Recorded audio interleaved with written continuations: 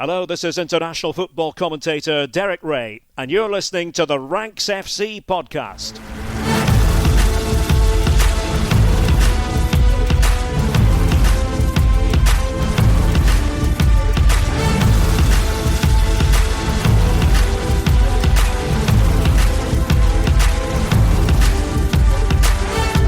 Hello, Rank Squad, and welcome to Ranks FC. It's your favourite transatlantic football podcast, and we're looking at the international scene today. My name's Jack Collins, and I'll be your host. And joining me all the way from San Diego is Mr. Dean Jones. How you doing, mate? England. Here we go, mate. Here we go. Let's get the hype train going. I might be in San Diego, but I'm still English, just about. I'm not sure how long you have to be here to lose your identity, but a year in, I think I'm still qualifying as fully fledged Englishman. Yeah, just about. Just about is probably the way I would It's put weird it. though, mate. You do lose a little bit of you do worry a little bit about losing your identity and being like, oh, is everyone still going to consider me English? Like, getting a bit of. I've started saying trash. Like, Do you say line instead of Q now? Yeah, I say line instead of Q. I do. Do you call petrol gas? I do. Yeah, mate. No one knows what you're talking about if you say the other thing. So I've just started to, hey, could I get an iced water? If I say, excuse me, could I get a water? They go, what? So I've had to say, can I get an iced water? I don't think you need to put the accent on, but you can't say. You do. I mean, I don't think I put on the accent quite that far, but you have to say ice water. Like, I don't know, like, it's really weird, mate. It's really weird how little effort some people will put into listening to a different accent. People generally obviously love the English accent in America. And I'm not going to say it doesn't come without its privileges, because it does. And sometimes if I feel that someone isn't taking me seriously enough, I'll go proper Queen's English mode. And I tend to get taken more seriously and get some proper respect. But if you go to Starbucks, sometimes I just stick a really bad American accent on. It gets you through the line quicker. through the queue quicker. It's important to remember your bit. And talking of remembering your roots, if you thought that I wasn't going to start this podcast by talking about Troy Parrott, well, you had another thing coming. The national bird of Ireland, as one of our patrons, Brant, says, has been changed from the Northern Lapwing to the Parrott after this. 5 goals in 2 games, and Troy Parrott has sent Ireland to the World Cup playoffs. It has been an incredible couple of days to be an Ireland fan. You know, in the rugby, in the golf, we've had wins all round. But if someone had said to me that Ireland were going to win against Portugal and then against Hungary to find a backdoor into the World Cup playoffs, and not the World Cup, there's still work to do. There's still a whole mountain to climb when these playoffs come through, and the draw's on Thursday, so we'll find out our fate at that moment. But even to be still alive, considering where Ireland were going into this international break, has been really quite something. And Dean, it was one of the most remarkable things I've ever seen. Yeah, that Troy Parrott, who came from kind of nowhere, he scored 10 goals in an Ireland shirt now. 5 of them come in the last 5 days. So, you know, we've gone from a player who was second fiddle to Evan Ferguson without being the starting guy, and, you know, looking at this international break and thinking, who's going to lead the line in Evan Ferguson's absence? It was a toss-up, right? It could have been Troy Parrott. It could have been Johnny Kenny, who's been starting for Celtic of late. It could have been Adam Eder.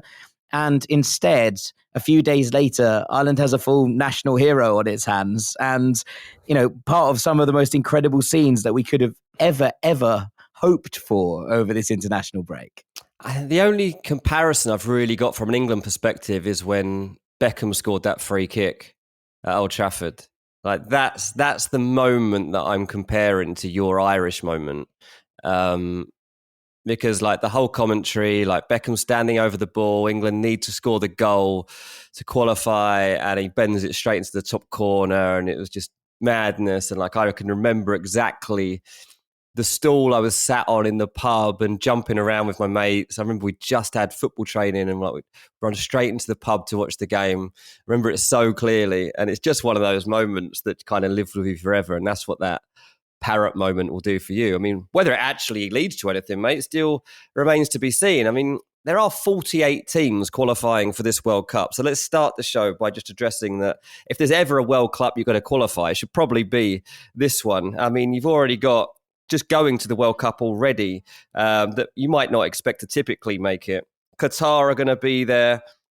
Iran will be there. Uzbekistan have made it, mate. I mean, this is motivation for Republic of Ireland. Now, obviously, it depends what region you're qualifying from, depending on how hard the pathway might be to get there. And, the European competitiveness is probably a bit tougher than some of the other regions. But New Zealand are there, mate. So I'd like to believe that Republic of Ireland could get there and give them a good game.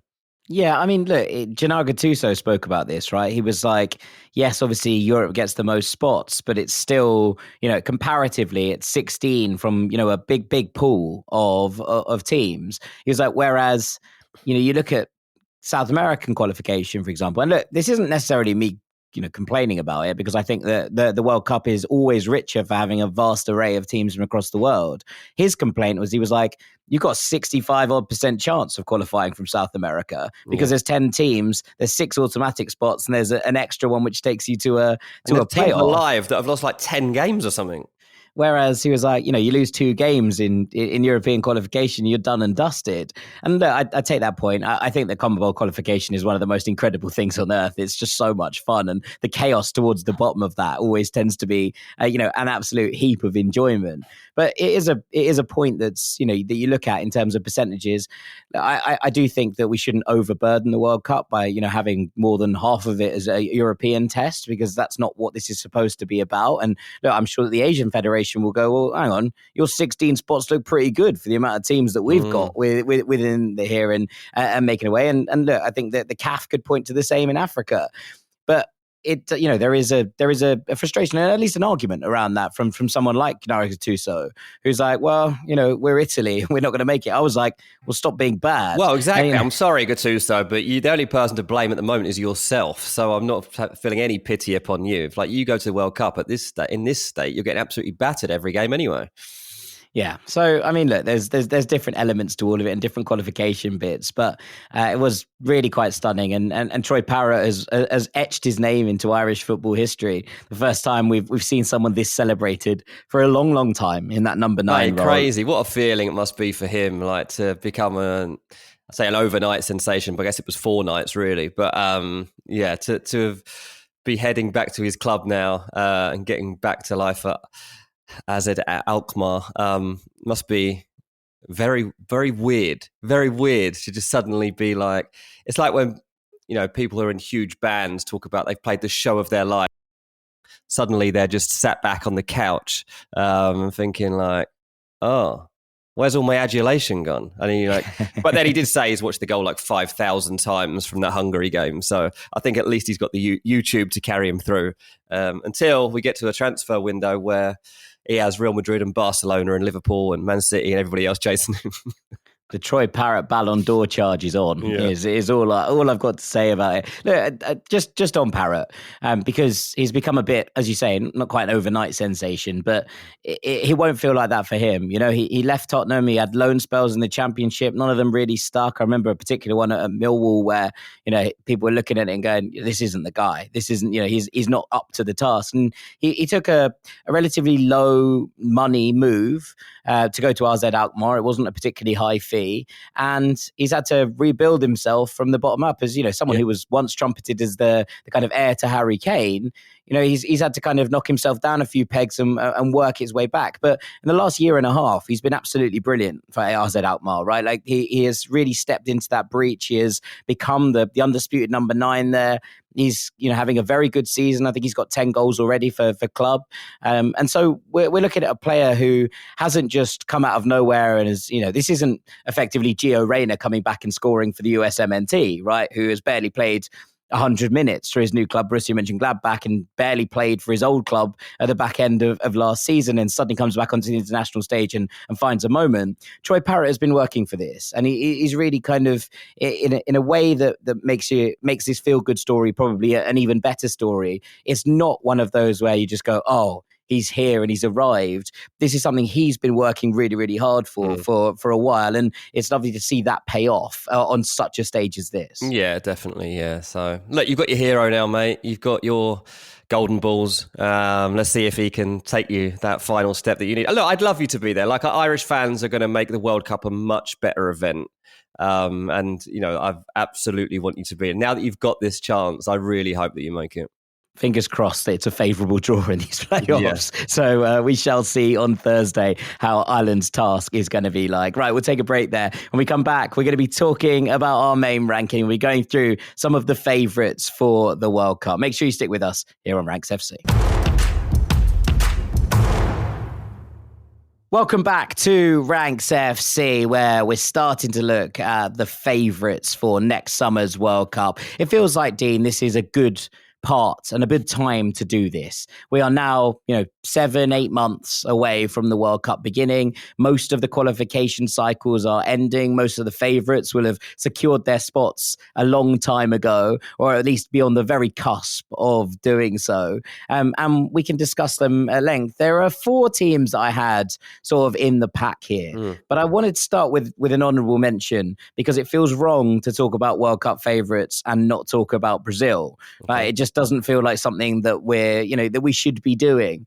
But, I don't know if I'm comfortable saying that Brazil are the 5th favourite to go and win this World Cup right now. I don't think that would be fair. I don't think that would be right. So we're going to just talk about them in a slightly different light before we come on to our 4-1. Okay. But, Brazil were the country most synonymous with the World Cup, right? They lifted their 5th trophy in 2002. They were the team, the Seleção are the team you associate with World Cups. When you think of the glory of this tournament, the Jules Rimet Trophy, it's not hard to imagine it in the hands of someone wearing that canary yellow shirt. But they haven't reached any of the 5 finals since that 2002 victory. The only time they've reached a semi-final in that time, they don't want to talk about it because of what happened at home against Germany. And so something had to change in this cycle. Now, you're looking at this and it's still a team which maybe isn't quite as talented as some of the crops of the past, but there is still a fair amount of very, very good players who play for Brazil.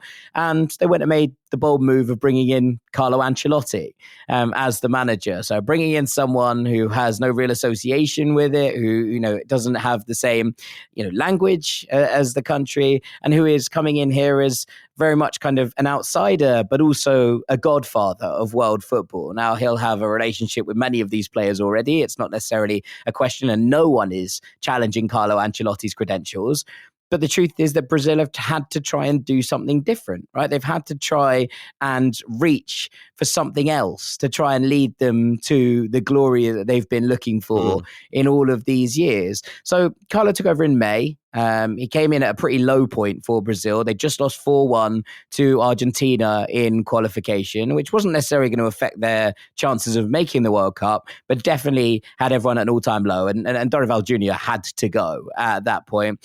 And they ended up, if you look at the CONMEBOL table as it finished, they ended up 5th.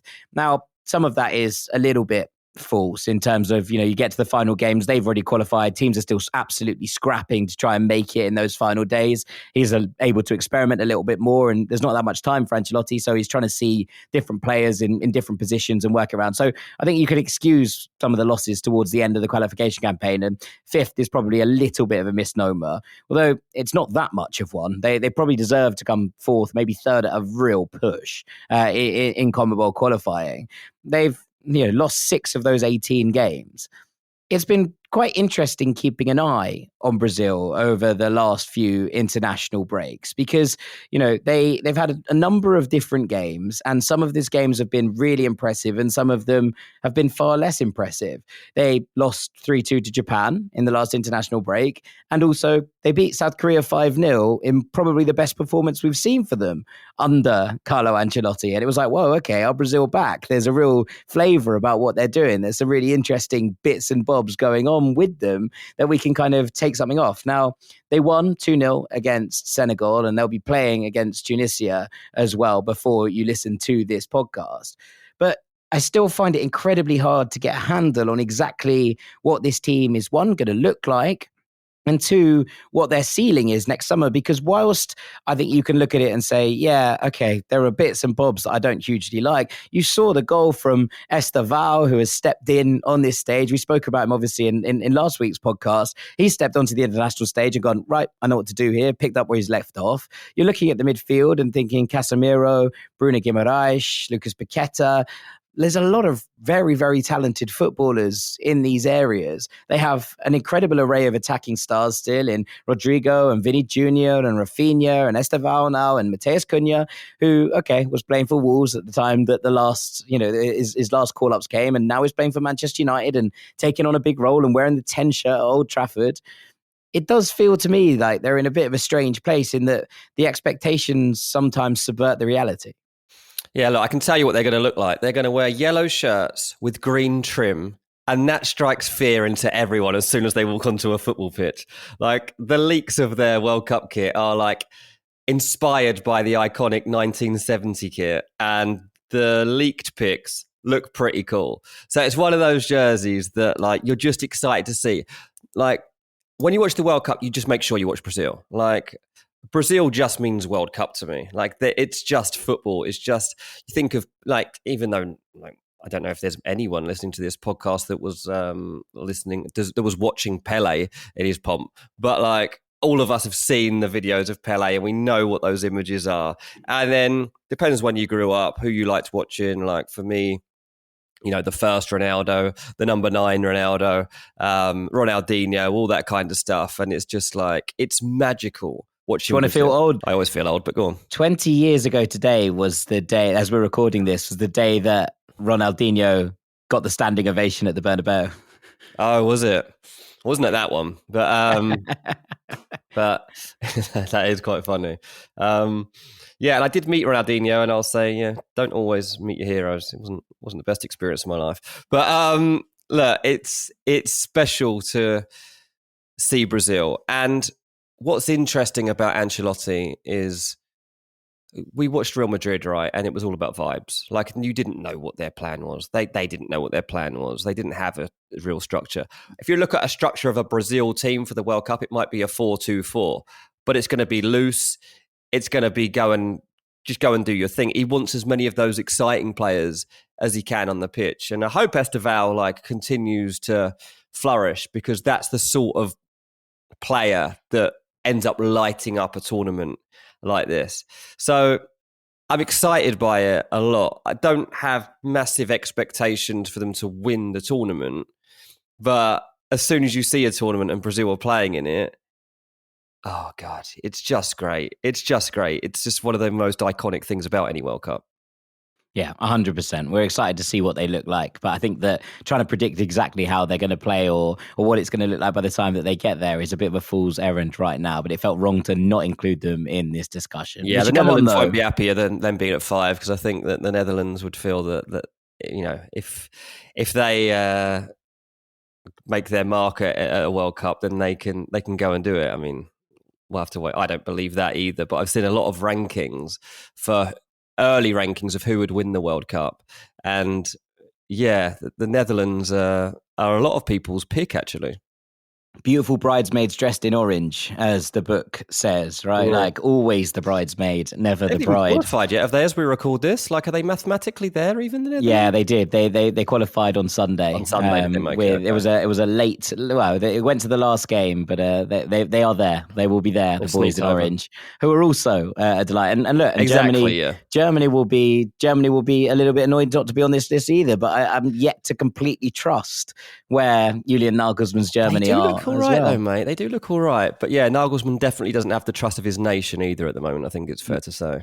I think that's probably fair. Shall we come on then to our list? And I hand over to you for number 4.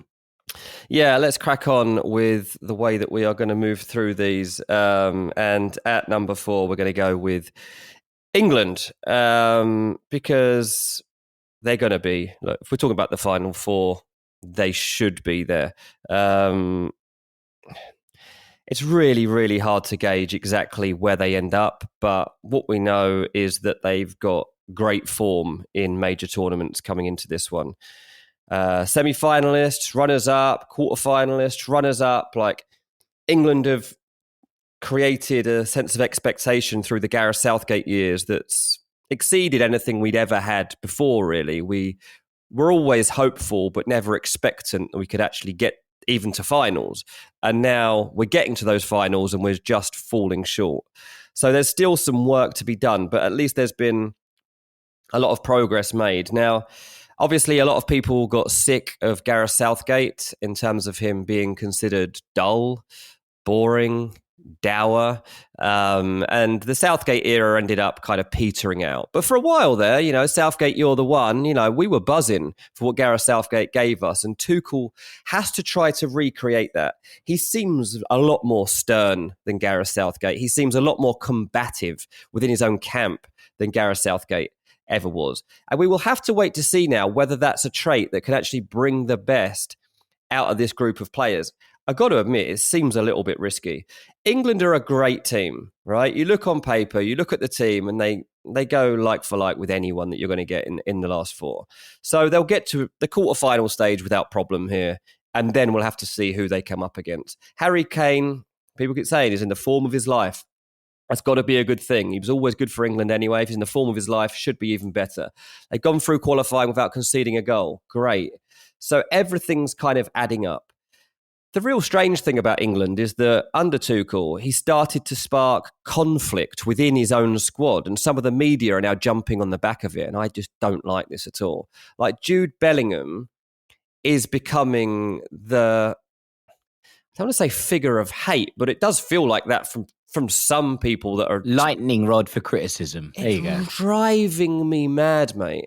It's driving me mad. There was an article yesterday. Why England would be better off without Bellingham? Shut up. There's no world in which England could be better off without one of the best players we've ever produced. Like, what are you talking about? It's driving me mad. Bellingham is an unbelievable athlete. He is an incredible sportsman that's got to the top of his game so quickly. We talked about this on Patreon.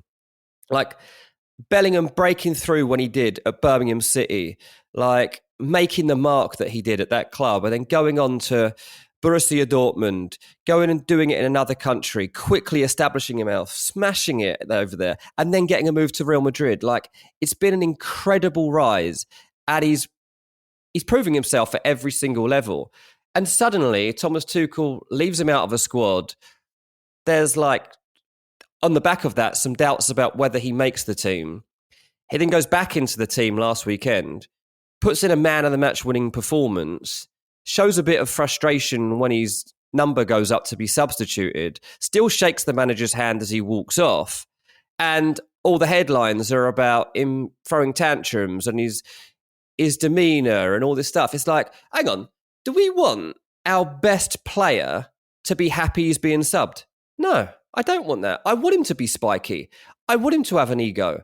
If he's going to play for the level of club that he has by the age of 22, if he's going to play for Real Madrid, if he's going to go and win the World Cup, he's got to believe that he should be on the pitch for every minute. And look, maybe he's substituted because he doesn't want to be suspended, whatever it is. And that's within Tuchel's reasoning, right? That's fine. But Bellingham can be annoyed if Bellingham wants to be annoyed. Obviously, Tuchel's also trying to create this rivalry between him and Morgan Rogers. And the reason he's doing this is because England have, so far, in reaching the World Cup, had no outside competition to actually get to this point. Like, the team has breezed through qualification and they've had no problems. So what Tuchel's done is, within his own team, he's creating rivalries and conflict to give the players, the individuals, something to overcome, to earn their place within the team. Which is very interesting, and we'll see whether it's a management tactic that pays off. Tuchel's literal job is to lead England through this tournament, win it, and then leave. Get out of there, right? That's his job. And because of that, he can take a more no-nonsense approach than Gareth Southgate ever did, right? Southgate was very much arm around you. I'll give you a cuddle if you need it. I'll tuck you in bed at night. Whatever you need, I'll do it because I love all of you and I want you to feel that. Now, Tuchel actually came away from this training camp saying he felt quite emotional saying goodbye to the players because he's not going to see them until March. And I was like, okay, the guy cares. And obviously, Southgate was iconic in terms of English football. Like he was played a lot of games within the Premier League. He obviously missed the penalties and stuff, and he's had a good term as England manager, whatever. But he's pure English. With Tuchel, we've got a German in charge, right? One of our biggest rivals in international football. We've got one of their guys in charge of our team, and we've got to believe in him. It's a brave thing for the FA to do, because if he really messes this up, then people can turn on him in a way that they might not turn on others. But people do generally want Tuchel to be the guy. And Chelsea fans particularly were won over by Tuchel, obviously, and they make up a lot of the England support. So they are saying, let's back this guy. I just really hope his selection choices don't cause rifts and friction that stop us from winning this thing, because we're so close. Losing to Italy on penalties obviously still haunts me. To lose to Spain in the final that we got to, fair enough. We were a bit short of Spain that day, and I have no complaints about not winning that trophy. They were the best team. They were the best team, but we got to the final and we came close. We gave them a decent game. But we are right on the cusp of our greatest achievement ever. Winning this World Cup is better than winning it in 1966. The level of football is higher. We're not on home soil. This is the greatest achievement anyone would ever have as an England manager, as an England team. But beyond the semi-finals, I just don't know. Do we have the togetherness? Do we have the mindset to get the job done? We'll have to wait and see. Yeah, I mean, look, I think that Tuchel has done a few things that have been really bold, right? Like coming in and basically be like, yep, Elliot Anderson's my guy. He's a guy that I think is going to unlock everything else. I like that. Coming in and basically saying that, you know, Bellingham, Foden, Kane can't all play in the same team because there's not enough width between the three of them. Probably fair, you know, in terms of actually bouncing off. And look, you got to make some bold calls, right? Like there have been, you look back through all the teams and look back at some of the selections, etc. Then you look at the teams that have gone and won World Cups. They've come from bold calls, but they've also come from players having moments, you know, off the bench, and players who come on being able to influence games and change them later on.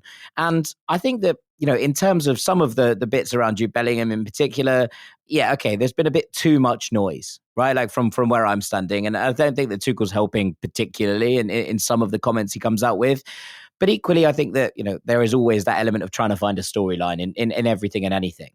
But what he has done is given himself options in a variety of areas, right? Like, and I think that having players who are chomping at the bit to come on and change games, look, let's take Morgan Rogers for an example here, right? Like, I don't think that Morgan Rogers is going to be England's starting 10 at the World Cup, right? Like, I think that job will go to Jude Bellingham.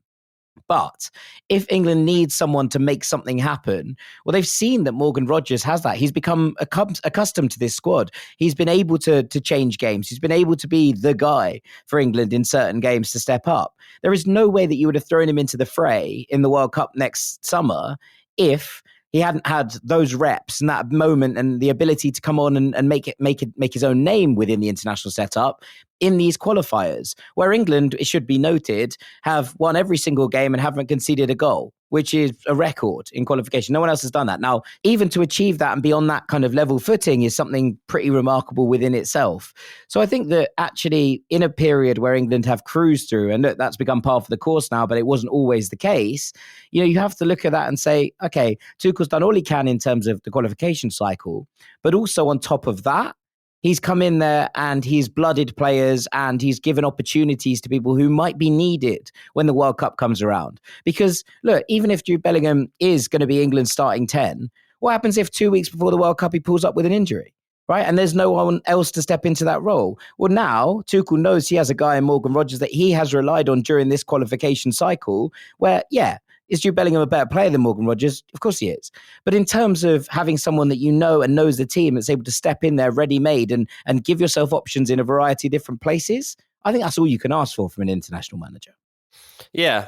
I don't mind there being competition for places at all. I just don't want it to turn into conflict. I think that's the fear I've got at this stage. And I hope that it's all hunky-dory behind the scenes. And I guess we'll find out more about that over the coming months. I hope that March doesn't turn into a time when we are reading about more problems, because as I say, I really haven't liked some of the articles I've been reading on the back of this international break. And I think part of when you do kind of ease through qualification, it brings about problems because people don't know what to write about. It's like, they won again. They won again. Oh, they haven't conceded a goal. What should we do? Oh, look, Bellingham doesn't want to be substituted.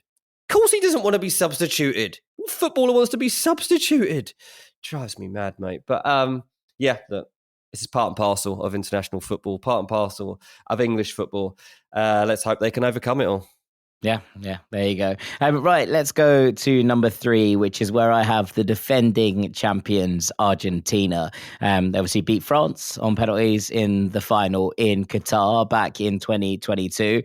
And if you watch them at all during qualification, we talk about strolls. Well, this was pretty much a stroll in the same way. They finished 9 points above Ecuador, who finished in second. Ecuador were deducted 3 points, so it's worth pointing out. But still, it was a walk in the park in many ways for La Scaloneta, who have become accustomed to winning under Lionel Scaloni. And it has been such a turnaround for this team. You know, we were only 7-8 years ago, we were talking about the fact that Lionel Messi might never pull on the Albiceleste shirt again. And then suddenly his return sparks this incredible period where they win 2 Copa Americas and they finally lift that World Cup again. And the little man gets his moment in the sun. He gets the one that had eluded him, the thing that was held against him by, those in his homeland who always said he's good, but he's no Diego. Well, suddenly he has the honor to go alongside the great number 10. And then they sit there now together in the Pantheon. And look, he actually hasn't committed to playing in the World Cup yet. But I would be absolutely stunned if he is not playing in his adopted homeland in this one. So I feel like we're going to get Lionel Messi at the World Cup and everything will be richer for that fact. He was rested recently, which I thought was interesting because Scaloni wanted to see how Lautaro and Julian Alvarez played together in the front two, which went pretty well. But you can imagine it would have done because it's Lautaro and Julian Alvarez, right? They're 2 absolutely unbelievable players. I suppose you can talk about it for a variety of different ways, right? But the reason that Argentina remain amongst the favourites from my perspective is, this might not be a squad that competes on the same kind of level with Spain or France or even in England. But I just feel like anyone who comes up against this Argentina side are going to be like, oh no, we're in big trouble. They have made a habit of winning consistently, winning tournaments, lifting silverware. And in the spine of this team, you think about it and you're thinking, right, Emi Martinez, who, might not be quite as brilliant as he was a couple of years ago, but still remains one of the best goalkeepers in the world. Christian Romero, who I kind of maintain, for me, remains one of the best centre-halves on the planet. You've got Messi in there, you've got Julian Alvarez, you've got Lautaro, in the midfield, you have Enzo Fernandez, you have Alexis McAllister. I don't know quite what it's going to look like for Rodrigo de Paul, but the options that they have in there and the players that have stepped up into this Argentina side are, of such requisite quality that it almost doesn't matter. If you can get this Argentina side to a position where they need to win, more often than not, in recent years, they have won. And for me, that's the reason that you put them above England at this point, because whilst I would say that the English first team and squad in general probably trumps it a little bit in terms of what we're looking at from this Argentina team, the flip side of that is that Argentina have been there, done that, and have the muscle memory now. And I just have that overwhelming feeling that, you come up against them in a last 16 game, in a quarterfinal, they will leave absolutely every nerve and sinew on the pitch and they will win in whatever way is necessary. We've seen them win tournaments in different manners, in the Copa Americas, whether it was scrappy, whether it was glorious, whether it was fighting back from being behind in the World Cup, having to deal with the fact that they had the lead and it looked like it was all done and dusted. And then they were pulled back by France and ended up going all the way, to that penalty shootout where they ended up triumphing. I just feel like they're an incredibly difficult team to get the better of. And that, for me, I think is the reason why it would be ludicrous to leave them out of a ranking like this. Yeah, mate, look, I've looked at other rankings. Just coming on this, I just wanted to see where people pitted other teams. And Argentina, a lot of people are going to pit them at number 1. They're the team you've got to beat. Like, they're defending their crown. They've got Messi still. Like, we expect anyway that Messi's going to be there. And they are going to be the team to beat. And as you say, like they will do whatever it takes to win. And like, part of the reason that England and Argentina have their rivalry is because like, we're like, well, they cheat. We don't like them. They cheat. And they've knocked us out in some big moments and they've got the edge. It's like, because they'll do whatever it takes. And, like I'm not saying we're going to get a hand of God moment anymore. I think VAR might have a thing or two to say about that. But they'll do whatever it takes to get under your skin. They'll rattle you. But they'll also at times completely outplay you. So they've got many strings to their bow beyond just Messi. But obviously having him would be a very helpful one. He's just had... I was going to say a remarkable season in MLS. He's had some remarkable games in MLS this season. He has had a remarkable season. He's had a remarkable playoff run and a very, very, very good end to the season, but he's been pretty special for the majority of it. Yeah, I think I'm just tainted because I'm a San Diego FC fan who believes that Anders Dreyer is the true MVP of MLS. But that's a story for another day. Messi's had a great season. Like, Inter Miami shouldn't really win MLS, I don't think, when you assess the team. But they might well win MLS because of Messi. And Argentina obviously is a step up from there. And Messi himself has said, look, I'll see where I am.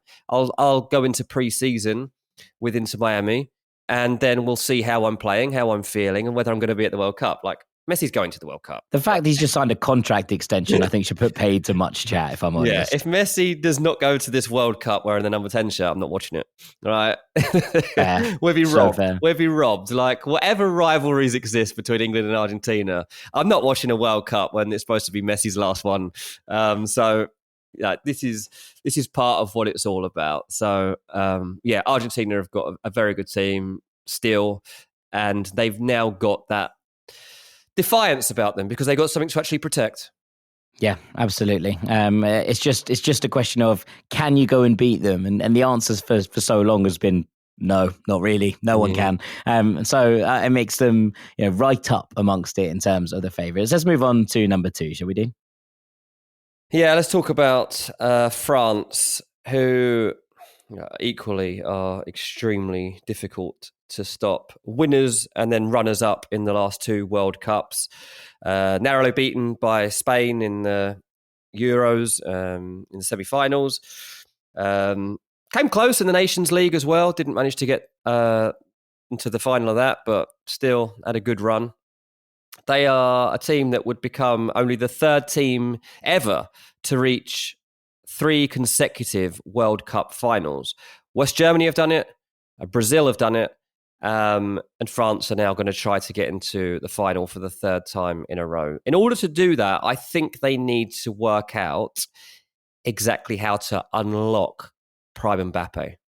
Because this is a bit more complicated than you would believe. Now, there's no doubt that Mbappe is going to score goals at the World Cup. I'm not doubting that. But the pieces around him must fit and maximize his strengths. And I don't think they've nailed that yet. They've got almost too many options in attack to know exactly what is their best way to go. Now, I've watched their last 2 qualifiers over the course of this campaign. Mbappe only played in the first one. What was really interesting when France played against Ukraine, Mbappe was the striker. Ukraine's centre-backs didn't have anybody to mark. It was really confusing for them, I think, because they spent the whole game, most of the game, with nobody up against them. Mbappe was just like drifting around. And this is one of the things that's going to be really interesting because they've got 2 different ways they can play. So they could play in this way where they're just going to keep the ball in front of you and just keep it there, and then eventually get in behind. Or if that's not working, then they'll take a more direct and traditional route and go for right, it's not working, get Mateta on. We'll go direct. And that's kind of a bit more what they did in their second game in this international break. When Mateta did start and Mbappe didn't play, Mateta ended up scoring. Now, it was a strange one. Like, they beat Ukraine 4-0, but for a long time, look, the Ukraine goalkeeper had a great game, but they found it difficult to unlock the back door. And they play a lot of football, as I say, in front of the defence. But they've just got so many options to work with in that attacking line. And that's one of the things that France are going to have to decide as they now get to the World Cup finals, is what are going to be their best combinations, because that's going to be key. Now, in the early stages of the World Cup, the good thing for the top nations is that they can mess around a little bit. Like, they can play with the teams and they can toy with the other teams, because it should be that at least the first couple of games are reasonably easy for the top sides. But for that first match, you had Mbappe supposedly as the number 9, but didn't really play as a traditional 9, and then surrounded by Michael Elise, Rayan Cherki, and Bradley Barcola. Mate, that is confusing to stop, because their rotations and their movements are so, oh my God, it was like baffling where they were all ending up. The skills that they were all pulling off, the wavelength they were playing on it sometimes was just like, it didn't always work, don't get me wrong. It wasn't always like perfect, as I say. But then the second game... But then that's not France's first choice front line. And then in the second game, though, they go with Hugo Ekitike, Christopher Nkunku, Magnus Akliouge, and Jean-Philippe Mateta. And you're like, okay, so they've gone with a completely different 4. They're playing a bit more directly. They're going up against the back line in a different way, in a more physical way than they did in the first game. And still, we haven't really seen the combinations of what is their best attack. So that is painful for everybody else, because that is one of the best problems I can ever think of having in international football. Right? Yeah. And I'll get you involved in 1 second, but to just go into the other things. And by the way, I like Olivier Giroud. Like, he's always been selfless in France's attack, and that's been a great asset. And that's something they've got to figure out, what they do as the backup round. They've got options, don't get me wrong, but Giroud was always a good option to have around that.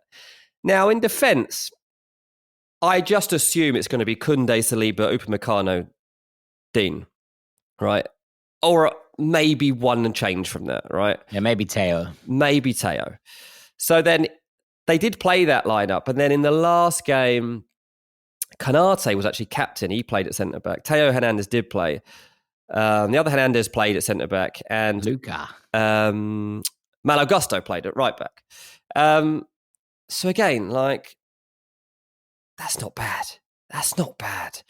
And the only concern I've seen really spoken about is that they haven't quite got the experience of other years, because you've lost some of the players like Hugo Lloris, like Varane, like Giroud, Griezmann. Like, there's a level of experience that's just not quite there anymore. Look, in this last camp, they were without Ousmane Dembele. They were without Tchouaméni. They were without Marcus Thuram. They were without Rabiot. Like, there was people missing, right? But against Ukraine, the team had a combined cap count of 397. When they played Argentina in the last World Cup final, they had a combined cap count of 664. Yeah. That's a significant drop-off in terms of experience. And I'm not saying it's a bad thing, because the youthfulness, the next gen of Elise and Cherki and Ekitike and Akliouge is unbelievable. But I don't know how that makes you fare in those big moments in the semi-final and a final. So that's what I'm slightly unsure of with France, and how they kind of bridge that gap to see whether they can get over the line. It's funny that, because I was trying to work out what I kind of took as they're what at what point in your cap numbers are you then a serious and experienced international? That's the question. I kind of, my mark was probably about 30. You made 30 caps for your national team. Okay. You're probably into it, that you feel pretty comfortable when you're going there, right? And I was looking at the cap numbers from the squad. Luca Dean, 55. Upamecano, 35. Koundé, 46. Saliba, 31. Luca Hernandez, 40. Theo Hernandez, 41. And then Canate, who's the least capped of those, with 26. So not miles off either. Obviously, N'Golo Kante has a lot of caps. He's got 65. But then you look at, the players like Kylian Mbappe, 94 caps already. Kingsley Coman, 61 caps. Marcus Thuram, 31. Ousmane Dembele, 57. Like even Kolo Muani's got 31 reps for the France national team. I didn't even mention him there, did I? I didn't even mention Kolo Muani. Camavinga, 28. Tchouameni, 43. Rabiot, 56. Like, I was starting to look at it and think, okay, this is a squad which still has some young players who are incredibly exciting, as you mentioned there. The likes of Akliouche, who I think is just sublime. The likes of Ryan Cherki, Desiree Doué, who was the man of the match in the Champions League final. Ousmane Dembele, Ballon d'Or winner, coming back in.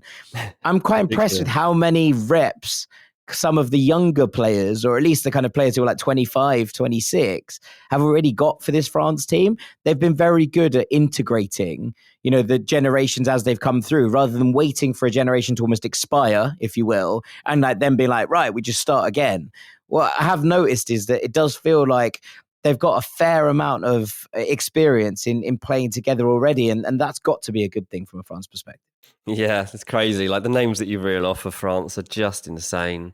And it's funny, like I say, when I look at the England squad and I look at our names on paper, I'm like, this seems unbeatable. But then I look at the other teams, I'm like, oh, so do they. So do they. So do they. And France definitely comes under that banner. And yeah, it's remarkable. Some of the players that you suddenly discover are French. You're like, oh, Ryan Cherki can't be French. Oh, come on. The most French man of all time. No, I know. But you know what I mean? Like suddenly you see him getting into the team regularly. You're like, oh, man, this is annoying. Yeah, 100%. And the versatility of some of those players as well. They are a force to be reckoned with. They can hurt you in so many ways. As Melissa Reddy said to me today when we were on the radio together, she was like, I just feel like they can hurt you in so many different methods. And I was like, yeah, it's a really fair point. Talking of brilliant squads, takes us on to number one, which is where I have Spain. Early bookmakers' favourites to go and win this whole thing, and seems pretty reasonable for them to have done so. They were the deserved winners of Euro 2024, as we alluded to earlier in the podcast, with that win over England. And they have such an incredible squad. Now, they lost the Nations League final on penalties to Portugal, but obviously that was a draw in real time. They lost it on penalties. So like officially by international statistics, it counts as a draw. I'm sure that they weren't counting it as a draw in Spain. They were pretty angry about the entire thing. But the last time they lost a competitive game just like straight was against Scotland in March 2023. That was the last time that Spain lost a game. Now, we are recording this ahead of their game against Turkey, so things might have changed by the time you're listening to it, but I'd be very surprised. Turkey also need to beat Spain 7-0 if they are going to stop them qualifying for the World Cup in Spain. So I'm going to go on and assume that the team I have top of this list, who haven't actually officially qualified yet, are going to be there when it comes to next summer. Of course they will. But you look at this squad, Dean, and the midfield is terrifying for everyone else. So they haven't called up for this camp Pedri, Rodri, and Gavi, which is a midfield that everyone would be absolutely terrified to play against. In their stead, you have Martin Zubimendi, you have Mikel Merino, the manager's dream. There's Fabian Ruiz, Pablo Barrios, Alex Baena, Pablo Fornals, and Alex Garcia, who remains one of my favourite players on the planet. And I just look at that and think, how do you get the ball off this Spain team? The last two games they've played ahead of this Turkey game, they've had 75% possession in those games. They are just incredible at keeping the ball. And look, we've seen iterations of Spain, I think particularly the Luis Enrique version of Spain, where everything didn't work out. They were beautifully positioned, they kept the ball really well, but they didn't know how to get in behind teams and make things happen. That has very much changed over the course of Luis de la Fuente's tenure. This is a Spain team that know how to be direct and get into the box when they need to. In Lamine Yamal and Nico Williams, they have two wingers who absolutely terrify the lights out of almost every single person on the planet who's not a Spain fan. They have a variety of ways they can hurt you through the middle. There have been some really interesting developments in who's going to be playing up front. It's been Mikel Oyarzabal for a little while, playing as a kind of I think a false nine is a misnomer. He's playing as a nine, but as someone who drifts off and picks up different elements. But Samuel Agahawa has kind of come through now at Porto, 21 years old, and is really starting to make his mark. They can play Ferran Torres through the middle there. They want to change it up and go direct. Yeah, Borja Iglesias can come into the mix as well. And look, I wonder if Gonzalo Garcia has a good back half of the season, if he might be in that conversation in the same way. They can play Dani Olmo in the midfield if they want. They can play Fermin in the midfield if they want. They can change this up in so many different ways. And it feels like with Spain, and I think that whilst we can talk about France's depth and the quality they have, obviously, if you play someone like a JP Mateta instead of a Kylian Mbappe, you have to kind of change the system. And that can be a major strength.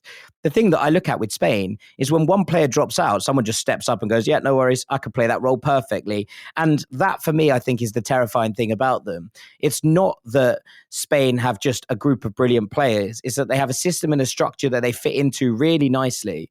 And everyone is so well drilled in it that it's almost irrelevant when Rodri, who was the Ballon d'Or winner, last season, who was the best holding midfielder in the world, steps out of it and Zubmendi just walks in and goes, yep, no stress, got it, got you covered. And that for me is why Spain are the favourites to go and win this entire thing. They've just been a delight to watch over the last couple of years under Luis de la Fuente. And his rise through the youth ranks and into the top of the game and the very top of the international game has been truly quite remarkable. So you look at it, you look at that Euro 2024 run. They beat Germany, they beat France, they beat England in the quarters and semis and final. They've had an incredible run of games. They, as you said with France, they had a great run in the Nations League. They got to the final and lost on penalties to Portugal. They are on the longest unbeaten run in their history, 29 competitive games without defeat. It's just incredible that Pedri missed like most of the Euro 2024 knockout stage, and it just like they sort of shrugged and went, yeah, all right, no stress, we got it. Like that is depth that people can only dream of. Pedri, best midfielder in the world, and they were like, yeah, all right, no worries, no stress. Rodri out for the second half of the final, no stress. They're terrifying, Dean. Yeah, they are. And what's weird about it is how they went out so meekly in the last World Cup. In 2022, let's just cast our minds back. Spain lost to Morocco on penalties. And at the time, there's a quote I quickly looked this up a second ago to see what people were saying at the time. Spanish football expert Guillem Balaguer says Spain are miles away from competing with the top nations. They won the Euros 2 years later. Like, that's how this team adapts to systems and that players come through and learn their roles and overcome mental hurdles. They just are not. They don't get stuck in the past. They just have a psychological edge over so many other nations when it just comes to believing in themselves and playing fluid football. And they are just so scary in that sense. They will never be burdened in the way that England are burdened. They just won't. And it's like, it must be great. So I'd love to be Spanish. I've always wished I was Spanish. Burdened with glorious purpose, mate. That's what they are. It's like, it must be so fun. So yeah, it's remarkable how they got back on track with such ease, really, from having a relatively tricky time, in their footballing history, because it had been a while since they'd been doing well on the biggest stages. But they're well and truly back. I was trying to think of the last time they won the World Cup. It was 2010, wasn't it? Yeah. So 2010, by Spanish standards, they wouldn't have expected to go this long because of the team that they had then without winning this. Well, that team broke a duck as well. So it was like, totally it changed Yeah, like that was historic in so many ways, but it felt like they came of age, but it felt like the footballing nation had come of age because, Spain don't have a glorious past in the World Cup. Like by any means. In fact, it's quite surprising when you look at when they've been eliminated throughout the years in the World Cup. But yeah, they just feel special. They feel like they've got something, and winning the Euros was them not even near their best, I don't think. I don't, I think even if you look back at that final performance against England, they'll consider themselves to have been dominant and deserving of the win, but they'll probably thinking, should have won that 3-0. Yeah. I mean, look, they were the perennial underachievers. I don't think it's worth putting that tag anywhere near them now. They are just one of the dominant forces in world football. And look, they've done it in such a fashionable style as well. They're a joy to watch, a joy to behold. And they are number one in this list for very, very good reason. Right, we're going to take a little break then. When we come back afterwards, we're going to take a little look through the dark horses as well. Make sure you stick with us here on Rex FC. Welcome back to the part where Jack fills in the gaps in our World Cup knowledge with some little glimmers of info that we just need. Jack, are you going to do like dark horses or something like that? I am indeed going to do dark horses. And look, just before we start, an honourable mention here to Morocco, who are probably like the number one dark horse. But I also don't know if you can have last World Cup semi-finalists as dark horses. They are dark horses, mate, because everyone's forgotten that and doesn't realise, like, Morocco are not a flush in the pan here. Like, they're a serious football nation, like at every level, it seems, at the moment as well. 100%. Like they're running the block everywhere they go at the moment, and they've been brilliant in qualifying again. Outside of the African Nations Championship, which is a tournament that the European-based players don't actually participate in, they've lost once since January 2024. So this is a side in their pomp, absolutely stormed qualification, incredible performances across the board, some of the most talented players on the earth. But I don't feel comfortable putting them in as dark horses because they got to the semi-finals last time, and I think that they're perfectly reasonable. In fact, I would have had them more in the favourites bracket than in the dark horses bracket. You said who would be my fifth? Would it be the Netherlands? Would it be Germany? Yeah. Fifth for me, Morocco. Okay, fair. That's where I have them in terms of my rankings. So I didn't feel comfortable putting them in as dark horses in this one. So I did want to give them a shout out, but I feel like, people should be aware of what Morocco are by this point. They are a footballing powerhouse and they deserve to be respected as such. I have big odds on them going far again. Like this is going to be another impressive tournament, I think, for Morocco. So I was going to pick up a couple of teams who maybe haven't got quite the same limelight. And at 3, I've got Ecuador. They have been absolutely brilliant under Sebastian Beccaceche. Like they have like this organizational ability, the structure within his team. And ultimately, they started this qualification campaign with this 3-point deduction that I mentioned earlier on when we were talking about Argentina. And they went on and finished second. They lost twice in 18 matches in CONMEBOL qualification, and both of those defeats came away to Argentina and Brazil. They are so resilient. They are so incredibly well drilled from a defensive perspective. In Moises Caicedo, they have, by my money, right now, the best defensive midfielder playing on the planet. And he's the man that not only shields that defensive line, but also turns them into a transitional team who gets attack started, who funnels the ball out to the players who can do damage. It allows someone like Pervis Estupiñán to go flying, marauding down that right-hand side, opening up games.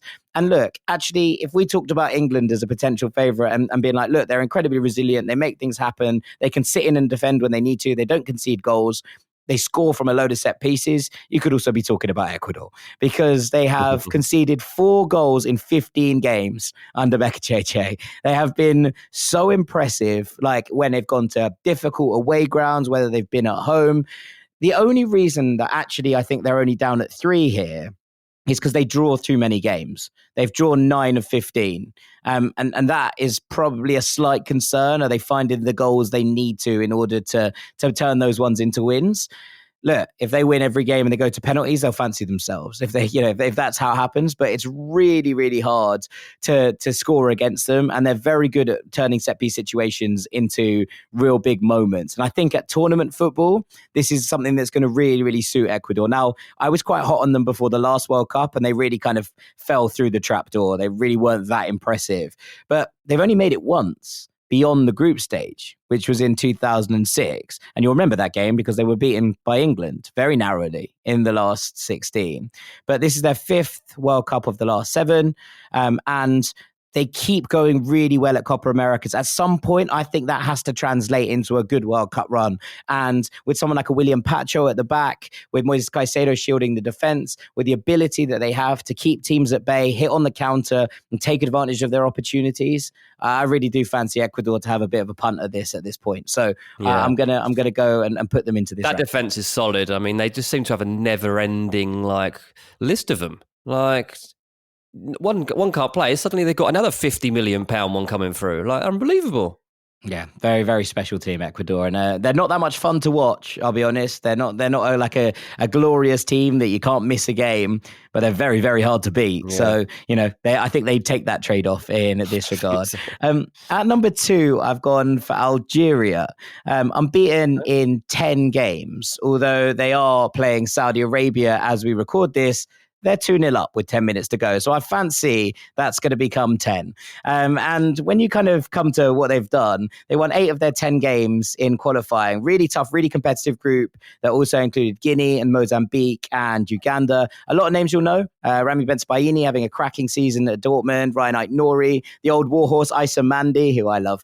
Ismail Benacer in the middle of the park. And then these young talents, Ibrahim Maza, who's really broken out at Leverkusen this season. Houssem Aouar, who is now playing his Saudi Arabia, but still an incredible talent player on his day. And he's Haj Musa, who I've been red hot on at Feyenoord. Striker Mohamed Amoura, who's at Wolfsburg, who scored the crucial goals to beat Uganda on the final day as qualifying, as well as Eintracht's brilliant Faris Chaibi and the wild card of Badruddin Bunani, who moved to Stuttgart this summer. There's a nice blend here, Dean, of some very talented youngsters and hard-nosed experience. Now, I think watching them in qualifying, it's the best blend we've seen from an Algeria side in a long time since you go back to that AFCON, win for them. And I kind of look at it and think they're going to be getting a heap of competitive reps this year. I think they will qualify from their AFCON group. They'll expect to go far in that competition. There is obviously the old mercurial talent of Riyad Mahrez that everyone is going to flock to, but there's a new star in this attack as well. And Amina Gouiri, who's been brilliant for them. He was third highest scorer in AFCON qualifying last year. And the manager, Vladimir Petkovic, he's been in the job for coming up to 2 years. Very few doubts about him or how well he knows the squad. And he seems to have given his creative players the license to dictate games in a way that his predecessor didn't. He's won 19 of his 27 games in charge of Algeria. I think that they're just a team to keep an eye on, both at AFCON and then at the World Cup as well. Oh, I'm haunted by Algeria, mate. World Cup 2010, England 0, Algeria 0, or the lowest points of Fabio Capello's reign. And I remember Algeria celebrating that moment. One of the most boring England games I've ever seen from an England performance standpoint. I remember a bird landing on the crossbar during the game. That was a highlight, and I'll never forget it. It was down there with England's Roy Hodgson Iceland moment. But Algeria absolutely deserved the acclaim. It was England who let themselves down. Rooney shouting down the camera. Nice to hear you booing. Nice to hear booing from your own fans or whatever he shouted down the camera at the time. And they completely rattled us. And at the time, it was a huge achievement from Algeria. And now we're at a point, as you say, where expectations are a lot higher than that. And they've really worked hard at bringing through a team that are, easier on the eye for sure, but also expectant to go and cause problems. And I think they will cause people problems. Wasn't that the group that was termed easy by the papers in England? England, Algeria, was it Slovenia, USA, and Yanks. Yep. And that was the headline, and England didn't make it through it. So that was a little bit of a punch in the face for the English media. I enjoyed that World Cup very much. No, I can't imagine you did. That was Clint Dempsey's finest moment outside of the Juventus goal, shall we say? And right, let's go to number 1, where the only natural choice here was Norway. Absolutely unbelievable. Can't wait. Through qualification. 37 goals across their 8 games in qualification. They thrashed Italy home and away. They have qualified for their first tournament since 1998. Like a really solid squad, but also the sprinkles of the best players in the world there as well. Erling Haaland up top. Martin Ødegaard has missed the majority of this last stretch. Hasn't bothered them at all. The rock solid foundation of Sander Berge Berger and Patrick Berg in the midfield, Antonio Nusa on one wing, Christian Thorsvedt on the other, Sola up top with Haaland, Strand Larsen coming off the bench, Christopher Ayer at the back. It's just a wonderful, wonderful team, and they have not been fazed by anyone. And the moment I decided to put them at number one here was this game against Italy, right? They had to not lose 9-0. That was the situation. Yep. As long as they didn't lose 9-0, they were going to the World Cup. What did they do? They went out 1-0 down at halftime. They smacked Italy around in the second half. They dominated them in this unbelievable period of 15 minutes where they just hit the blitz. And at that moment, I was like, oh, right, okay. This is a serious, serious football team. They're not content with going and drawing that game, not content with going and losing 1-0 and qualifying. They want to put the hammer down, 8 wins out of 8, and just a side that everyone could be very, very excited about watching. Cannot wait, mate. Cannot wait. I'm so pleased to have him there. I'm so pleased to have Haaland at the tournament. He's going to bring so much colour to the event. Like I've talked before on the Patreon about this YouTube channel that he's launched. This is going to be fun. Seeing him going around America in the build up to America. I think we'll get some good content out of him. I hope so. I hope Norway allow that. But on the pitch, he's going to be unstoppable. They've got such a good attack. Like, it's not just Haaland. They've got players around him that are going to really, really cause problems. And they've got a team ethic and kind of respect for one another that brings a togetherness that is just remarkable. And if you saw the Italy game, like the Norway fans like celebrating it, it was just glorious. And obviously, like, one of the good things about having this 48 team World Cup is it has opened the door for other nations to make it and for fans to be at the event, and that makes it special too, because, you know, there is a level of expectation from the top, say, 8 teams in the tournament, top 10 teams maybe even, that they'll just win, and you don't get limbs from those teams in the opening stages. But teams like Norway are going to go wild for every goal, and Haaland's going to score a fair few of them. They taught Italy a lesson. They really did. I mean, Italians are talking about it as a disaster, and it was a disaster in terms of their performance. But to turn it on Italian soil in a second half performance where he scored 4 goals and 3 of the goals come in 15 minutes, brilliant. Absolutely brilliant. Yeah, unbelievable. They are a joy to behold at the moment. Right, with that, we're going to call this a day here on our little World Cup podcast. I hope you've enjoyed a walk through some of the big names and the dark horses that we've looked at. And remember, it's Troy Parrott for the Ballon d'Or. Thank you very much to Mr. Dean Jones. Cheers, mate. I've been Jack Collins. This has been Ranks FC. Thank you so much for listening as ever. And we'll see you all very shortly, Rank Squad. Take it easy. Peace. This episode is brought to you by Progressive Insurance. Do you ever think about switching insurance companies to see if you could save some cash? Progressive makes it easy to see if you could save when you bundle your home and auto policies. Try it at Progressive.com. Progressive Casualty Insurance Company and Affiliates. Potential savings will vary. Not available in all states.